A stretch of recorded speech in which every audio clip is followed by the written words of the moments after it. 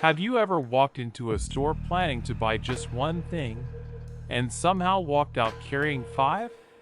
Or maybe you opened a shopping app for a quick look, only to realize an hour had passed and your cart was full. The strange part is that many people regret those purchases almost immediately. So what really happened? Was it a lack of self-control? Not always. Behavioral scientists have spent decades studying why ordinary people make impulsive buying decisions. Their findings suggest that many purchases happen long before we believe we've made a conscious choice. Our brains are prediction machines.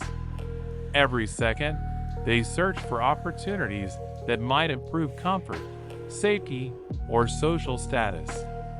In ancient times, quickly grabbing valuable resources increased the chances of survival. Food could disappear.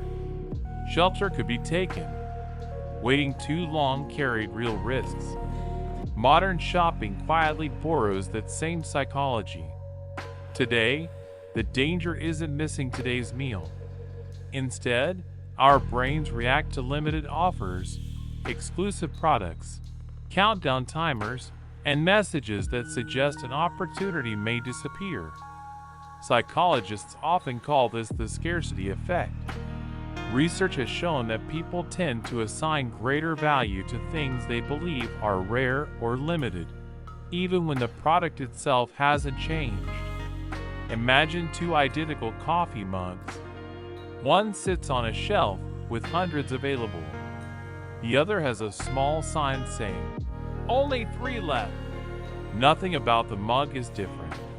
Yet many people instantly feel that the second one is somehow more valuable. The brain isn't simply judging the object. It's reacting to the possibility of losing the opportunity. This is closely connected to another well-known idea in behavioral economics called loss aversion. Research by Daniel Kahneman and Amos Tversky suggests that people often experience the pain of losing more strongly than the pleasure of gaining something of equal value. That tiny feeling of, "I might miss out," can become surprisingly powerful. And once emotion enters the decision, logic often takes a step back. Impulse buying rarely begins at the checkout. It often begins the moment emotion quietly takes control. But scarcity is only one piece of the puzzle. Another powerful force works inside the brain's reward system. When people expect something enjoyable, the brain releases dopamine. Contrary to popular belief, dopamine isn't simply the pleasure chemical. Many neuroscientists describe it as a chemical involved in motivation, anticipation, and learning. Interestingly, the excitement often peaks before the purchase is completed. Think about browsing your favorite online store. Every new product feels like another possibility. Every swipe offers something different. Every recommendation promises that the next item might be exactly what you've been searching for. This pattern resembles what psychologists call variable rewards. The same principle has been studied in games and gambling, where unpredictable rewards keep people engaged longer than predictable ones.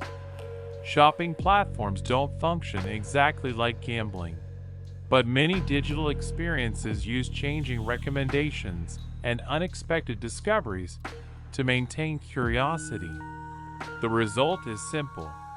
People often continue browsing not because they need something, but because they enjoy searching for the possibility of finding something exciting. Social influence adds another layer. Humans naturally compare themselves with others. This isn't a flaw. It's part of how we learn and understand our place in a community. But in today's connected world, comparison happens constantly. A friend posts a luxury vacation. Someone else shares a new phone. Another person proudly reveals a designer watch. Without realizing it, the brain starts asking quiet questions. Am I falling behind? Should I have that too? Behavioral researchers call this social comparison. It doesn't affect everyone equally, but it can increase the desire to own products that symbolize success rather than solve real problems. Companies don't create this human tendency. They simply understand that emotions, identity, and belonging often influence purchasing decisions as much as price or quality. Sometimes we aren't buying the product. We're buying the story we believe the product tells about us. Does that mean impulse buying is always bad? Not necessarily. Buying something spontaneous can create genuine happiness, celebrate an achievement, or strengthen relationships. Human behavior is complex, and no single rule applies to everyone. The real question is different. Who is making the decision? Your thoughtful mind, or your emotional reaction in the moment?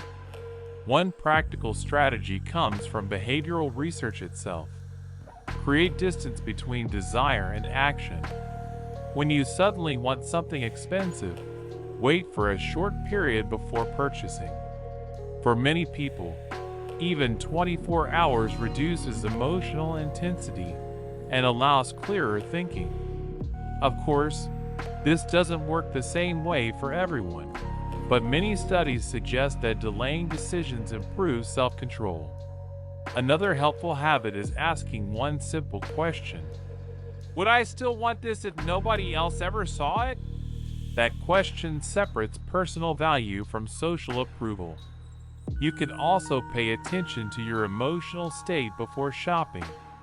People often make more impulsive decisions when they feel stressed, bored, lonely, or overly excited.